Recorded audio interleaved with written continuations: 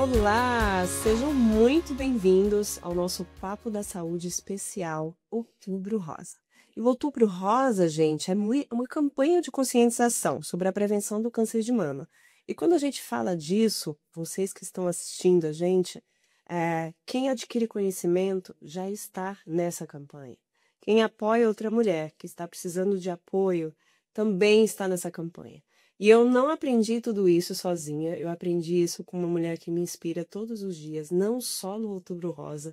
Eu sei que o Outubro Rosa, o mês dela fica assim, uma loucura, mas é uma loucura boa, porque ela está fazendo as coisas que ela ama e conscientizando o máximo de mulheres para isso. Ela fez isso agora essa semana, na terça-feira, junto à Alesp, lançando uma abertura de Outubro Rosa, o que ficaram assim, uma coisa florida de mulheres, tava uma energia tão gostosa. Por quê? O câncer de mama é sim um dos maiores motivos que matam mulheres no nosso Brasil. E é o segundo câncer que mais tem incidência no nosso país. Esse assunto é sério e a gente precisa de você nessa corrente do bem. E eu tô aqui com ela, essa mulher linda que não envelhece. Eu já falei para ela que eu já conheci ela há muito tempo, ela não envelhece. Luciana Holtz, obrigada Ai, por meu estar com a Deus. gente. Eu já cheguei aqui te falando, né? Que delícia que foi receber o convite. A hora que você falou, a hora que chegou, eu falei, uau, que delícia, né? Travei tudo para estar aqui com você, né? E te ajudar a dar esse recado, né? Que acho que, como você falou, fica facinho quando a gente faz com amor, né? Fica facinho quando tá, né? Quando tá na pele, né? Que tá transbordando, acho que engajamento e propósito, e é isso para mim, né? E que bom, vamos conversar sobre câncer de mama. Muito bom, Lu. Na sua fala lá na Lesp, você destacou justamente a importância desses meses que a gente enfatiza, né? O Outubro Rosa, o Setembro Amarelo, e o quão importante essa mobilização da população frente a esses desafios e essas complexidades que a gente tem na saúde brasileira. Conta um pouquinho de onde veio essa sua causa do Oncoguia, que é uma marca que é linda. Toda vez que tem uma vaga, eu vou lá e indico uma amiga. Eu queria entender de você de onde surgiu essa ideia, o como iniciou a tua iniciativa e, principalmente, o que é o Oncoguia para Ellen Holtz? Ai, ai, eu acho que por muito tempo assim não dava muito para separar, sabe? Assim, né? Sabe quando vira quase que sobrenome, Ludon Coguia, sabe? Eu acho que hoje 15 anos depois, né? Então, a ONG Oncoguia, hoje Associação Brasileira de Defesa do Paciente com Câncer, tem 15 anos, né? E acho que tem muita gente envolvida, tem muita história para contar, tem muito resultado para apresentar. Então, acho que está longe de ser a Luda Oncoguia, apesar, né, de fazer parte da minha história, porque começou comigo mesmo, né, Lari? Então, eu sou psicóloga de formação, eu sou psico-oncologista, e acho que aí começa a dar a pista, né? Então, foi justamente quando eu resolvi me especializar em psico-oncologia e atender os pacientes no meu dia a dia, eu tive uma trajetória muito, acho que rica como psico-oncologista, né? Porque eu atendi paciente no meu consultório, eu atendi paciente no hospital, em UTI, eu sentei do lado de muito paciente fazendo quimioterapia, eu fiz sala de espera, né? Então, eu transitei muito, eu aprendi muito, eu ouvi muito, e foi nesse momento, né, atendendo esse meu paciente, que eu comecei a ficar um pouco incomodada com o que de fato é uma informação de qualidade. Sabe? Nesse momento de um diagnóstico tão bombástico, o que ajuda, né? Qual é a informação que de fato ajuda? Porque eu sempre defendi muito isso, até no meu dia a dia de consultório, né? O quanto, olha, eu falava para os meus pacientes, olha, vamos se informar, a informação prepara. Mas eu lembro que eu tomei uma bronca de uma paciente uma vez, que era uma dona Rita, né, inesquecível, e ela falou assim para mim: mas que coisa, eu te obedeci, eu fui lá naquele Dr. Google e aí tá escrito aqui que o meu câncer de mama tem 27% de chance de sobrevida. E agora? O que eu faço com essa informação? Eu falei, opa, ela tem razão.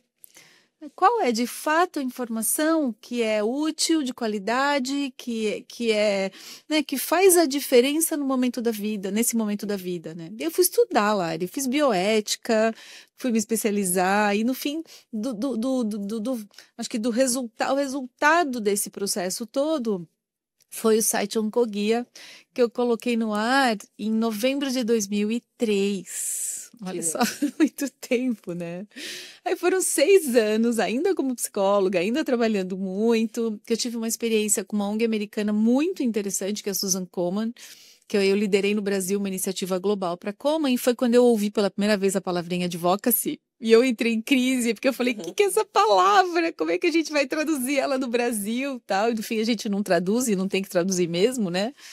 Mas depois disso, em 2009, então, aí sim, a gente resolveu, aí já era a gente, porque eu estava próxima, né, com um grupo de amigos profissionais de saúde junto comigo, uma amiga na época que estava com câncer de mama, a gente tomou a decisão, então, de fundar o Instituto Oncoguia como uma organização sem fins lucrativos, com esse propósito, né, de guiar, fortalecer, encorajar pessoas para que passem por esse momento da melhor fase possível. Então, a gente continua como principais bandeiras, né, a informação de qualidade, o apoio, a defesa de direitos, mas assim, com uma atuação importante dentro do cenário das políticas públicas, aí sim, fazendo advocacy, para a gente ter uma oncologia, um cenário oncológico que seja efetivo, sustentável e justo, que acho que é uma palavrinha aí desafiadora no mundo da oncologia. Muito bom, Lu.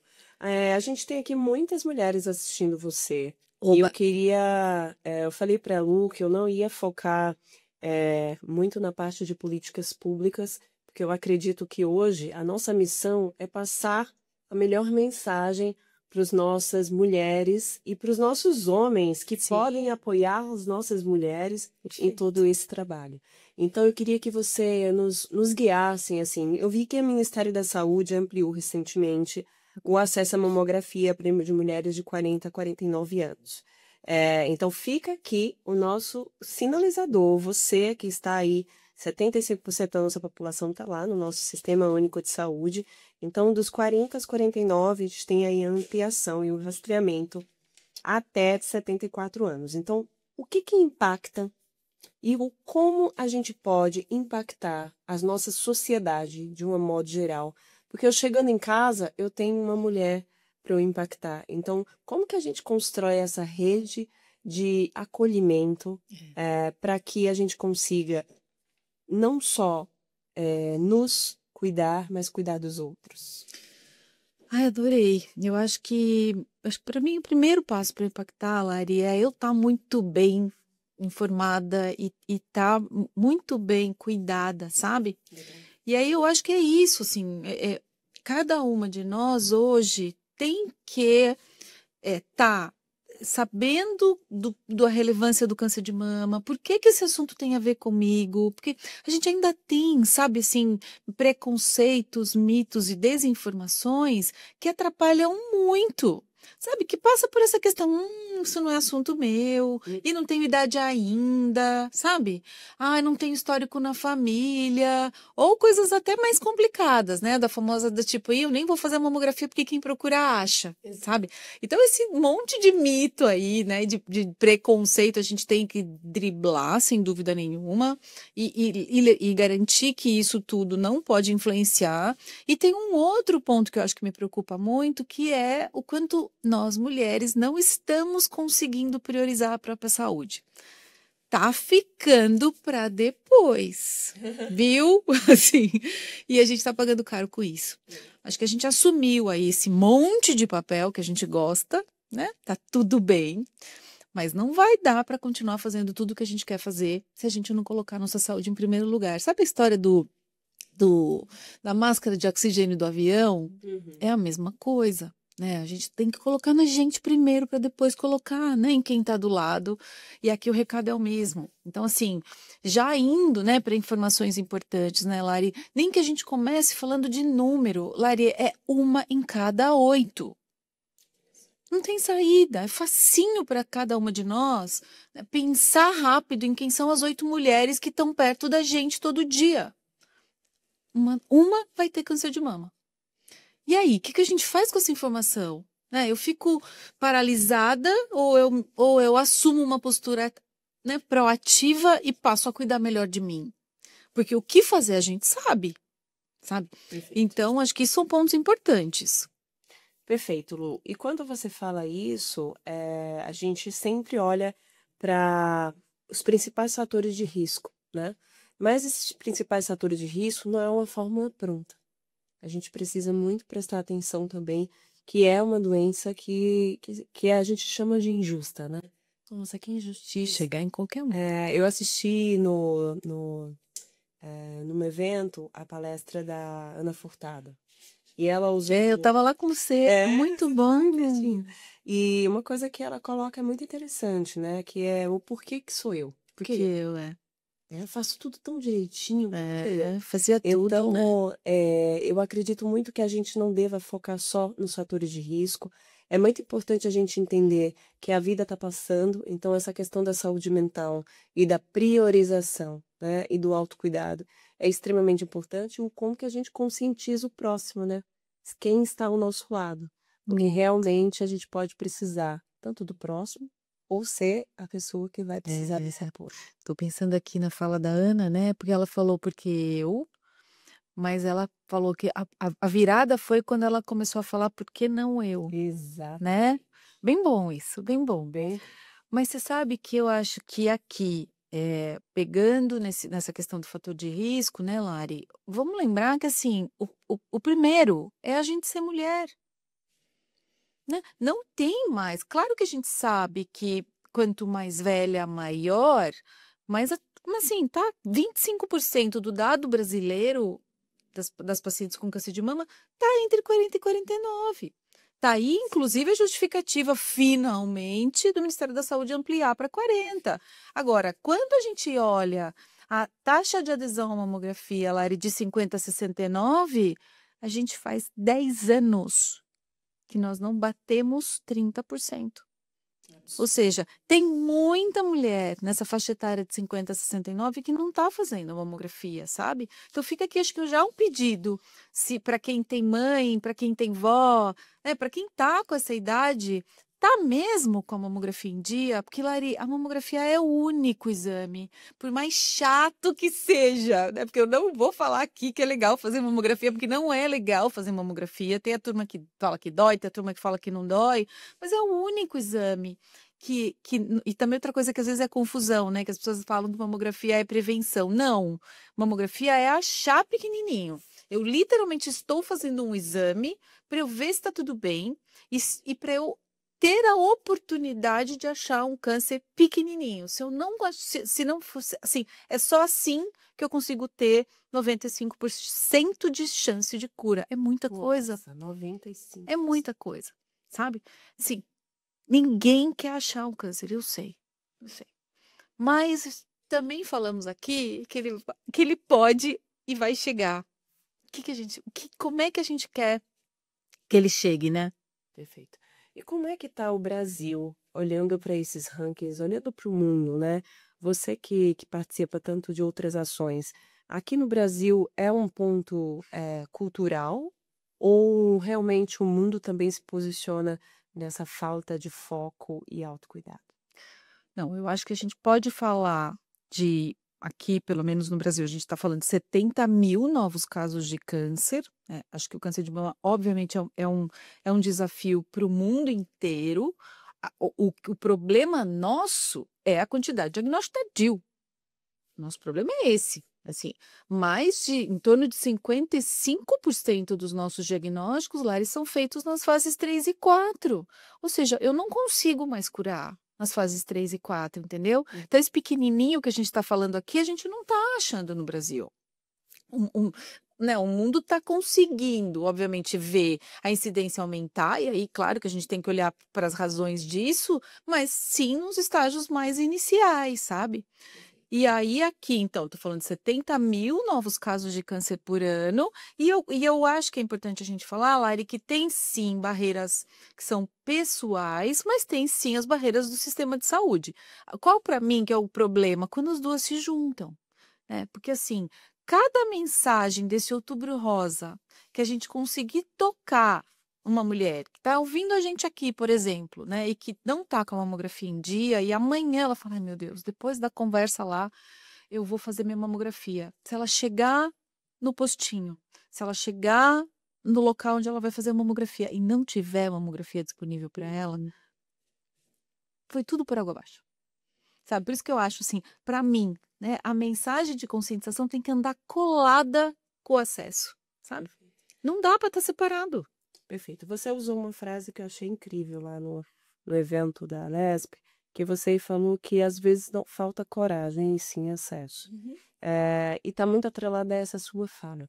E quando não existir acesso, como que a população pode se movimentar? Quais são os caminhos até de nós, hospitais, clínicas, laboratórios, como o Sindiosp defende aqui, como que a gente enquanto sociedade pode apoiar? Eu sei que eu fui no TJCC e eu fiquei impressionada na quantidade de iniciativas legais Né? que existem nesse tema e que estão muito juntos, né, com o propósito do Oncoguia.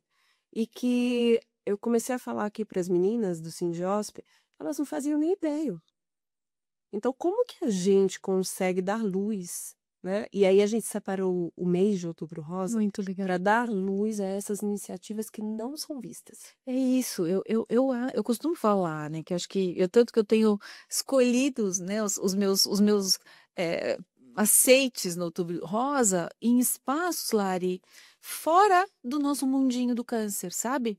Porque é isso, assim, a gente tá aqui dentro e a gente às vezes acaba falando para convertido, sabe?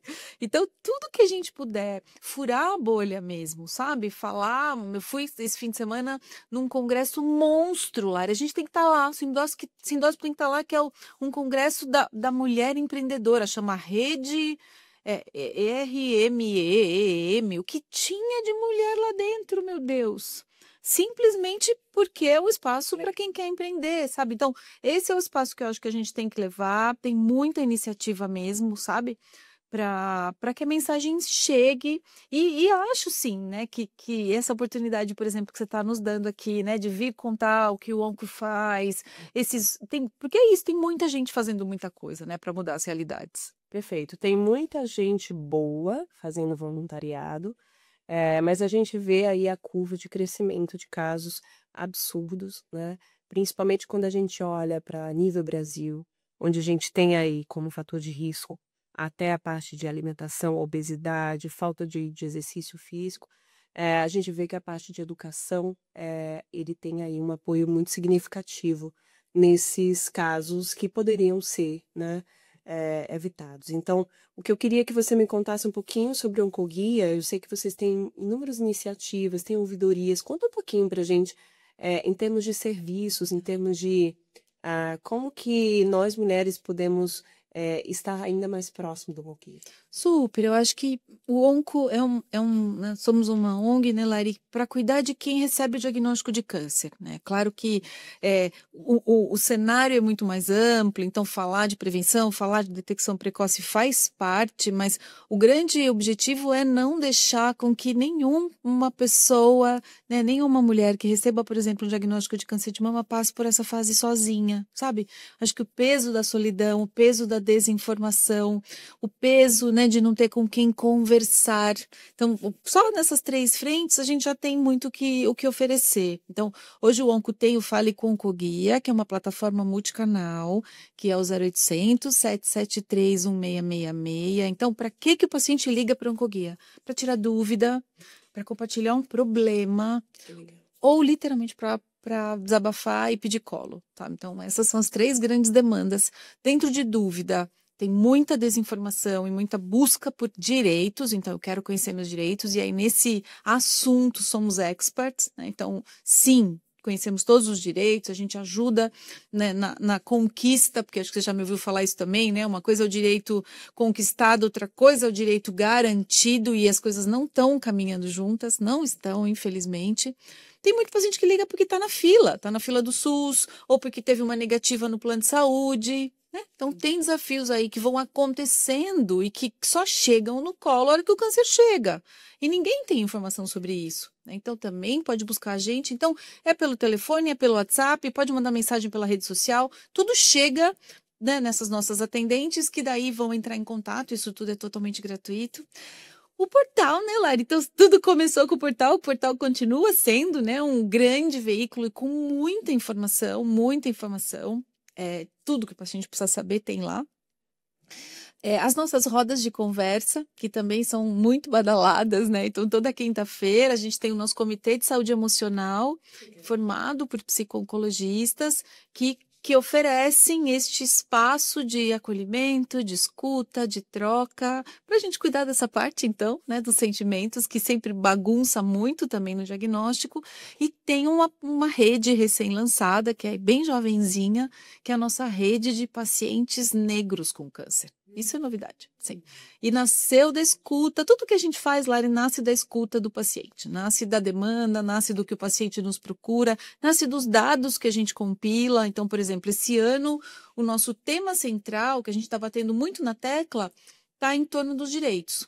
Por quê? Porque, assim, é o tema mais procurado, sabe? Então, a gente montou campanha, a gente está fazendo uma pesquisa para avaliar o nível de conhecimento e o nível de barreira, sabe? Para conseguir. Então, a gente está tentando aí, por ano, ter um tema central e tem sido bem legal, bem legal.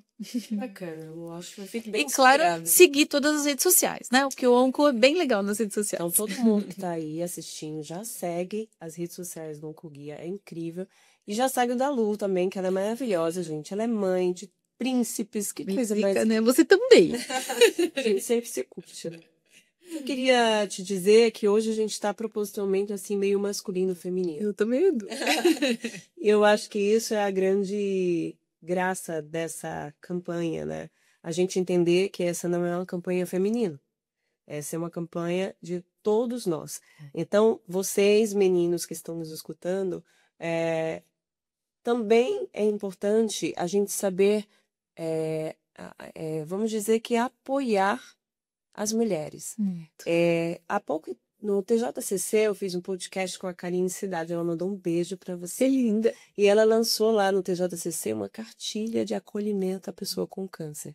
A gente está divulgando também esse mês essa cartilha. Muito legal. Porque isso também é um ponto muito importante, né? Muito. Eu lembro que uma Rede de apoio. grande amiga, que hoje ela inclusive me chamou para um café, eu não pude tomar café com ela, mas eu vou encontrar com ela amanhã. Ela, quando teve câncer, ela me usou como apoio. E aí eu fui a peça-chave, eu fui a primeira consulta com ela com o médico. Ela não tinha condições de escrever a consulta dela. Eu que escrevi tudo que o médico falou. Depois eu fui com calma explicar para ela tudo que o médico havia falado. E aí eu entendi o papel da pessoa que apoia. Muito, muito. E eu acredito que isso é muito importante, né? Muito. Você está falando de rede de apoio. Acho que hoje ninguém enfrenta um câncer sem rede de apoio. E aí aqui o recado que você está falando para o marido, para o amigo, para o familiar. Porque rede de apoio, Lari, a gente tem diferentes camadas, sabe? Então, claro que o teu exemplo é perfeito, porque é claro que às vezes a gente pensa, não, o apoio é o cônjuge ali direto, né? Então, se é a mulher que está com câncer de mama, precisa envolver o marido. Não, às vezes é o pai e a mãe, às vezes é a amiga, às vezes é a melhor amiga, às vezes não é a melhor amiga, é uma amiga que, né, que você se identifica, mas que você se encontra de vez em quando, mas a gente vai ampliando. Então, rede de apoio é sim, por exemplo, a igreja que eu frequento, né, o grupo de amigas que eu sento para tomar café. E rede de apoio é a ONG também. Né? Então, a possibilidade, né, da gente... É o hospital onde eu me trato, sabe? As pacientes que eu encontro ali no dia que eu estou indo fazer minha quimioterapia. Mas isso é fundamental, sabe? Fundamental. Mas passa também por conscientização. Porque se a gente for ver, o que acontece muito? Também pelo medo, também pelo estigma, amigo some, marido abandona, chefe demite. Isso é um tema muito da Karine. né? Então, a gente precisa falar muito disso tudo que a gente está falando aqui, né, Lari? Para desmistificar, para falar que câncer não é mais falar de morte, né? Falar de câncer eu adoro, eu sou porta-voz de falar que câncer tem muitas boas notícias. E isso, de novo, por isso que é tão importante a gente estourar as bolinhas, né? Sair da nossa bolha da oncologia, porque dá uma sensação de que as boas notícias ficam restritas, sabe? E sim, a gente está falando, né, da chance que a gente tem hoje de achar pequenininho e curar. A gente está falando de paciente metastática, Lari, que vive 15, 20 anos bem, sabe? A gente está falando de muitas tecnologias novas, né, que permitem personalizar o tratamento, a gente saber direitinho, né, porque eu sou hoje no câncer de mama, por exemplo, né? Então a gente fala que tem que saber o nome, o sobrenome e o apelido do câncer de mama. Por quê? Porque isso me permite ter acesso ao tratamento certo para mim. Tá? Então tem aí sim, né, um pool de informações que são necessárias e que não é um assunto da Luciana, né? É da Lari e é de todo mundo, porque quanto mais a gente, né, tiver menos estigma, estiver mais informado, tudo vai ficando mais leve, né? E a gente vai ampliando tudo isso para todo mundo. E as notícias boas, gente, começa pela Luna. Ela se dedicar à vida. Imagina uma pessoa se dedicar a inventar uma ONG, trabalhar por essa ONG, trabalhar por uma causa. Lu, você é inspiracional, de verdade, assim. Eu não falo isso só para fazer tipo, você sabe disso. E eu admiro muito, assim. E eu acho que as boas notícias também vêm quando a gente sabe que tem pessoas como você se dedicando à causa. De verdade, uma pessoa séria, uma pessoa que estuda. Eu acho que isso é muito importante, a gente não julgar, não buscar de uma forma superficial um diagnóstico, porque aí a gente cria, né, coisas na cabeça. Muito. E aí tem um tema que eu tenho conversado, até porque teve uma amiga, né, que teve casos de câncer de mama, e ela trabalhou um pouco essa parte de testes genéticos. E que é uma coisa de acesso também, né? A gente tem um pouco dessa questão de acesso de testes genéticos. Super. Como que o Oncoguia avalia esse tipo de acesso a testes genéticos e principalmente como que a gente consegue acompanhar esses históricos de mulheres? Eu mesmo tenho histórico, então eu tenho sempre que estar olhando para isso, de histórico familiar de câncer de mama. Olha, Lara, eu acho que isso está dentro desse tema que a gente falou aqui agora, que é se eu tenho histórico de câncer na minha família, né? Então, para quem está tentando entender de onde que surgiu essa história, então, se a gente olha no total de diagnósticos, em torno de 15% tem a ver com essa questão de hereditariedade. Tá? E se eu tenho histórico na minha família, eu tenho que estar informada a respeito desse assunto, e isso hoje está sendo um fator decisivo também para a forma como eu me trato, né? Então, ela tem implicação para frente, então, para mim, para minha história e para o meu tratamento, e tem implicação para minha família. Tá? E aí, vou dar o exemplo aqui, a gente está falando, por exemplo, da mutação do BRCA, que é a famosa história da Angelina Jolie, que foi tão revolucionária, né? Todo mundo sabe da história da Angelina Jolie, que corajosamente contou que sabia da mutação e as decisões que ela tomou. Então, por isso que eu acho que se eu sei, eu tenho que tomar decisões. No caso dela, ela tirou as 2 mamas, e depois ela fez uma outra publicação contando que ela tinha tirado os ovários e tal. Por que eu tomo todas essas decisões? Porque eu sei que eu tenho uma chance muito grande de desenvolver um câncer de mama, e aí eu vou, né, cuidando ali, tomando as decisões para que eu possa prevenir e tentar evitar, né, que o câncer surja. Hoje isso está sendo amplamente discutido, a gente tem hoje até projetos de lei, até leis já espalhadas pelo Brasil, trazendo essa oportunidade das mulheres fazerem, né, o teste do BRCA, para saber se, né, para depois essa definição mesmo de caminhos. Tem um grupo de trabalho que está tentando discutir também, levar essa construção de uma linha de cuidado para o SUS, para a gente olhar para essa mulher de alto risco e como é que essa mulher tem que ser cuidada. Tem muitas implicações, Lari, muitas implicações. Tem uma possível discussão aí que deve estourar na Conitec, porque a Sociedade de Mastologia fez uma solicitação para que a Conitec avalie, né, a inclusão do teste do BRCA no SUS. Tem muita coisa acontecendo e vale todo mundo ficar atenta, porque também, né, a partir do momento que eu sei dessa informação, eu preciso me cuidar de um jeito diferente. Muito bom, Lu. Estamos aí já caminhando para o fim. Ai, meu tão Deus. rápido. Temos que fazer o fim, né, Matheus? Mas deixa eu dar um recadinho de autocuidado para todo mundo. Eu vou pedir isso? Por favor. É tá? exatamente Então, assim, ó, que eu queria que você terminasse. Hoje, né, hoje a gente fala muito em autocuidado das mamas, tá? E o autocuidado tem 5 passos. Então, o primeiro eu tenho que me conhecer, e eu tenho que conhecer minhas mamas, Lari.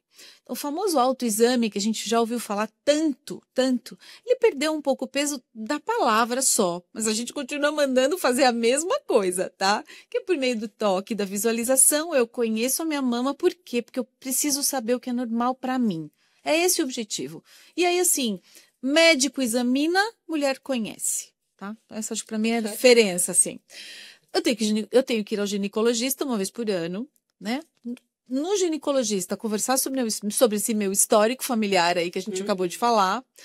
Ele tem que fazer o exame clínico das mamas e ele tem que me dar os exames que eu preciso fazer, né? Então, terceira etapa, fazer a mamografia. Se eu estou fazendo de forma personalizada, ultrassom ou a ressonância, tá tudo bem. Mas a mamografia todo mundo tem que fazer, então, prioritariamente a partir dos 40. Aí a importância da gente adotar os hábitos de vida saudáveis, tá? E aí, é o que você já falou, combate à obesidade, combate ao sedentarismo, não fumar nem pensar. E eu gosto de incluir, né, controle do estresse, sim, cuidar da nossa saúde mental, cuidar do sono. Então tem esse pacotinho aí que acho que vale todo mundo tentar, né, colocar em prática no dia a dia. E é possível. A gente tem que acreditar muito que sem dúvida. é possível, sim. E aí eu gostaria de você também nos dar, que a gente vai acabar ecoando para algumas empresas do Sindiosp e alguns outros da sociedade, mas assim, nós empresas, como que a gente pode se posicionar em termos de campanhas, não só no Outubro Rosa, como que a gente, executivas e líderes, né, poderíamos atuar durante todo o ano nessa campanha junto com você? Como que a gente fortalece aí a onda do Oncoguia? Olha, Lara, eu acho que precisa ter um compromisso das empresas com a saúde do funcionário mesmo, sabe? Eu acho que é com e sem câncer. Né? Porque tem esse desafio assim, né? Como é que eu cuido de um funcionário com câncer? A gente sabe que não é fácil, mas acho que o que tem de mais importante é não esquecer que, para esse funcionário, o senso de utilidade, sabe? Durante o tratamento do câncer faz muita diferença. Então, senta, conversa, se dá para fazer uma adequação, né? De repente, no dia da quimioterapia, permite que ele faça um home office, sabe? Isso tudo é possível. Antes até de conversar sobre colocar no auxílio-doença ou até mesmo na aposentadoria por invalidez. Eu acho que dá também para discutir a liberação para o dia dos exames, sabe? Para falar, porque é duro, né? A gente tem que não tem mamografia, não é todo mundo que consegue fazer exame de sábado, né? De domingo ou à noite. Então, de repente, tem um compromisso, por que não, né? De liberar as meninas, né? Eu acho que os meninos também têm que fazer exame, né? Mas para esse compromisso, então, né? De colocar os exames em dia, tem um monte de ideia, Acho que criar conversas internas, né? E se engajar mesmo, acho que olhar mesmo para a causa do câncer de forma prioritária, colocar esse tema para dentro das políticas mesmo. Muito bom, Lu. Eu estava aqui contando para a Lu um pouquinho da ARCA, que é o nosso núcleo de projetos, e dizendo para ela que ela já está fazendo parte, a gente vai fazer coisas juntos, então aguardem, tem novidades por aí. A gente está junto com você em qualquer uma das causas, mas essa principalmente eu estou do seu lado. Conte comigo e vamos juntas aí nesse Outubro Rosa, mas também em todos os outros meses, conte sempre com Larissa, Eloy e toda a equipe do Sindiosp para apoiar o Oncoguia nessa casa. Nossa, muito obrigada, muito mesmo. E por favor, né, coloquem a saúde em primeiro lugar, né, Lari? Eu acho que esse é o nosso recado aqui para falando deste lugar, né, de duas pessoas que trabalham de forma tão, né, ativa e responsável no setor da saúde, né? Muito bom. Gente, se cuidem. Um grande beijo. Adorei aqui estar com a Lu e eu espero que tenham tocado vocês de alguma forma. E vamos em frente juntas, nunca perdendo o foco da nossa saúde. Um beijo e até o próximo papo.